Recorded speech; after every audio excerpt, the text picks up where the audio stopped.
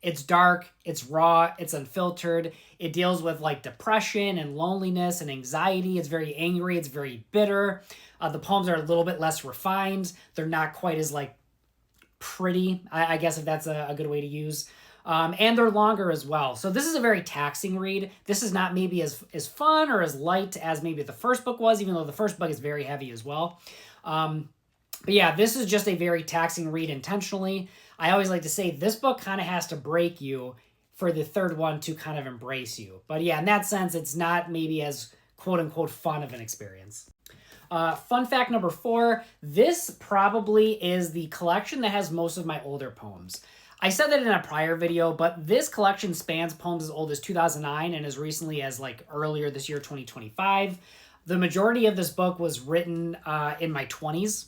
A couple of them are written at the tail end of my teens, and then you have a decent collection from my 30s. But the majority of these are written when I was in my 20s, and that is what mostly comprises this book.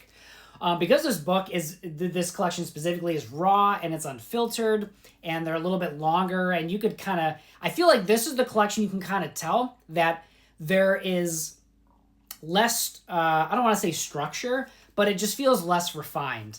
And that's mostly because, and I've said this before, my poems, for the most part, I haven't really changed them or I haven't really revised them all that much. And the main reason is because I wanted to keep these as honest as to who I was when I wrote these poems. So in the same way that the collection kind of takes you on a journey throughout the 3 volumes, the poems also take you on a journey for who I was when I wrote them versus who I am now. And I really like that. I wanted to try to keep that as intact as possible. So my editing and revising going into this collection was as minimal as possible. I only did what I absolutely had to. So because most of these older poems are in this book specifically, I feel like me as the writer of them could tell like, oh man, I would definitely write these poems differently today.